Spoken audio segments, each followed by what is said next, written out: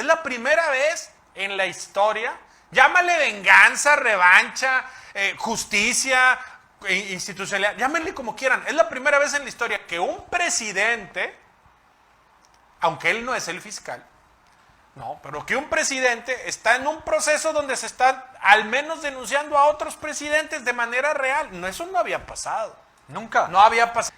Que si es cierto esto, nos jodieron la vida a todos, porque desmantelaron a Pemex. Claro. Y el desmantelamiento de Pemex implica que nosotros, los ciudadanos de a pie, de una riqueza que es nuestra, porque es nuestra, así como la cultura azteca, maya, la comida, los alimentos, todo eso nos pertenece por nacer en este país, por el derecho de nacer en México, perdón, por el simple hecho, ya tienes derecho a decir, es mi cultura, a mí me representa, es mío. El petróleo era nuestro. Y el petróleo era nuestro que pagaba las finanzas públicas y hacía que tú, que me estás viendo, que Lalo, que está aquí al lado, que yo mismo, que todos pagáramos menos impuestos, porque la renta petrolera nos permitía pagar los impuestos, nos permitía pagar salud, seguridad, claro, todo eso. La renta petrolera, y eso es algo que la gente tiene que entender, la renta petrolera lo que permitía es que tuviéramos acceso a servicios de salud. Al quitarnos la renta petrolera, privatizarla, venderla, desmantelarla, como le quieras llamar, ahora tenemos que pagar más impuestos, ¿no? Y entonces esa riqueza, ¿dónde quedó? Por eso digo, nos jodió. Entonces, no, claro. Ese es un asunto de fondo irrelevante. Y también decirlo, se vale en justicia.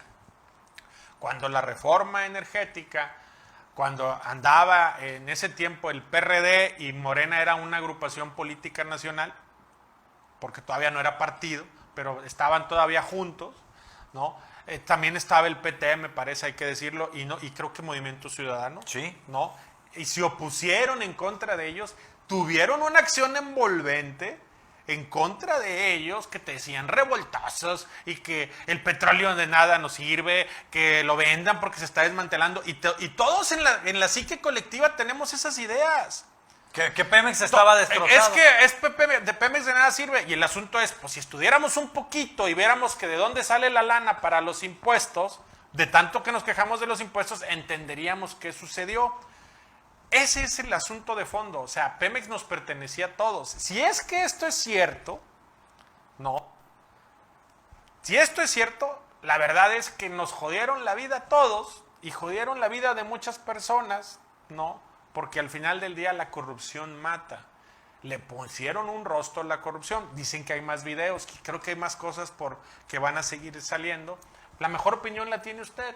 Yo lo único que les sugiero a ustedes que nos están viendo, quítense el dogma de la cabeza. Se está politizando, claro, pues son funcionarios, es política, el presidente es el presidente constitucional de los Estados Unidos mexicanos y surgió de un partido político, como Ricardo Anaya administraba fondos públicos cuando fue presidente del PAN, y así todos. ¿Es política? Sí. Eso no lo duden, pues es parte de... Si ya haces una declaración, tiene un efecto político. Eso es inherente. Es inherente a los cargos, ¿no? Sí, por supuesto. O si quieren hablar de deportes, pues vámonos a ESPN, ¿no? Esto es política, ¿no? Según estaríamos más relajados. Estaríamos más relajados, pero superamos a Netflix en la ficción, o sea, está genial. Segunda parte que es fundamental, ¿no? Al quitarse el dogma es cuando ustedes y nosotros, todos, siempre habíamos querido esto. Que se acabara la corrupción, que pagaran por la corrupción, sí, los peces gordos. No queríamos peces chiquitos, y lo digo con todo el respeto para las personas involucradas, porque son padres de familia, tienen a su gente, pero siempre sí, pues ese güey sí, estuvo y un ratito, etc. Es la primera vez en la historia, llámale venganza, revancha, justicia, institucionalidad, llámenle como quieran, es la primera vez en la historia que un presidente, aunque él no es el fiscal, no, pero que un presidente está en un proceso donde se están al menos denunciando a otros presidentes de manera real. No, eso no había pasado. Nunca. No había pasado, porque por ahí se le había presentado a Calderón una denuncia en tribunales internacionales por asuntos de lesa humanidad que anda por ahí, por el tema de la inseguridad. Pues sí, pero esto es un asunto donde alguien en la mafia para terminar, porque ya que tenemos ahí, en la mafia hay algo que se llama el código Omerta, ¿no? Lo digo porque leo a Mario Puzo, no porque sea mafioso, Mario Sí, Puzo, yo sí, aclarando. me quedé pensando, ¿y El este cómo código, sabe? me gusta mucho yo leo mucho, ¿no? Me gusta mucho leer, leo de todo tipo. Si alguien tiene por ahí el último libro de Juego de Tronos que no ha salido, me lo regala. O el libro vaquero, que o el también. libro también. No, el libro vaquero también lo leo, me gusta mucho, ¿no? Pero hay uno que se llama Código Omerta. El Código Omerta es, dentro de la mafia, es que no puedes traicionar a tus... a tu grupo. A tu grupo, a los integrantes de la mafia. Sí. También lo que estamos viendo es el reflejo de una clase política gandaya. Casi todos, lamentablemente, son de mi edad o un poco más jóvenes, ¿no? Perdieron la formación política de las personas, porque las personas, al llegar a los 60 años, tienen un asunto donde ya no los mueven los temas que te mueven a los 30. Claro. A los 30 tal vez te mueve el dinero, la vida fácil, el alcohol, etcétera. A los 60 llegas a una plenitud. Por eso en los Estados Unidos los presidentes casi todos son personas de la tercera, sexagenarios de la tercera edad, porque son personas que en su temple ya tienen una madurez.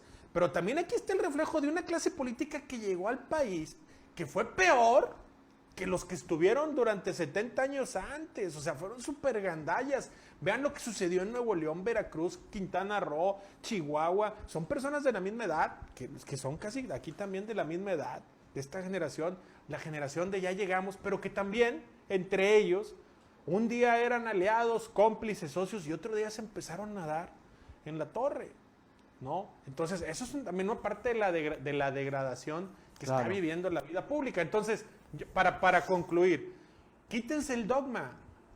No te gusta el presidente, o te dicen que el presidente es comunista, o te dicen esto, quítense el dogma. Lo que está haciendo no es cualquier cosa que menciones a 3 expresidentes, los cuales los 3, en su momento, fueron comandante en jefe de las Fuerzas Armadas, tuvieron un Estado Mayor presidencial, tuvieron acceso a la fuerza pública, y si llegara a ser cierto esto, también tuvieron acceso a personajes complicados. Es un presidente que se está jugando más que el pellejo, o un fiscal general que se está jugando el pellejo. Son cosas bien delicadas, claro, las que se están planteando aquí. Entonces, quitarse el dogma, veámoslo con objetividad.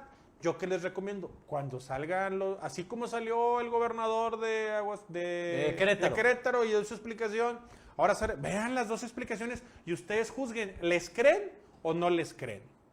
¿No? Ese es el tema. Tampoco es que Emilio Lozoya ahora resulte que es un decho de virtudes. No, Emilio Lozoya claro que estaba en el ajo.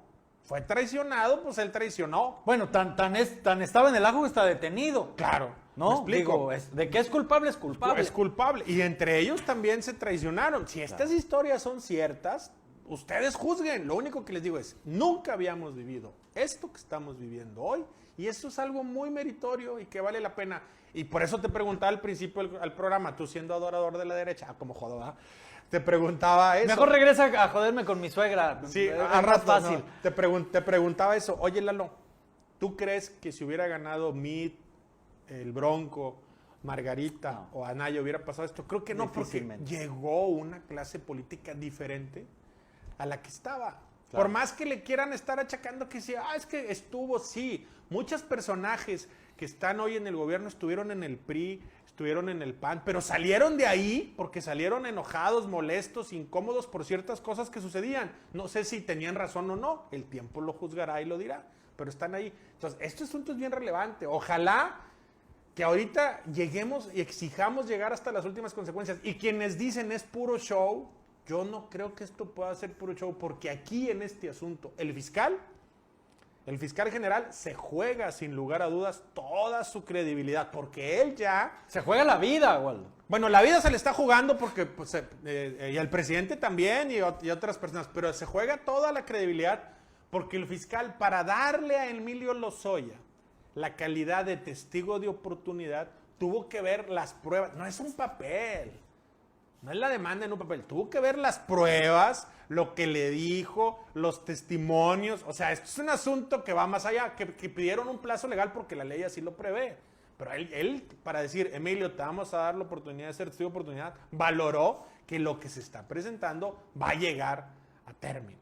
¿no? Entonces, ese es el asunto. Y al presidente también hay que decirlo, pues también se le está jugando. Claro. Aunque el fiscal es autónomo y todo, pues sí, evidentemente él sí propuso al fiscal. Sí, sin duda. Oigan, cambiando un poco de tema y ahorita regresamos a este asunto porque tenemos...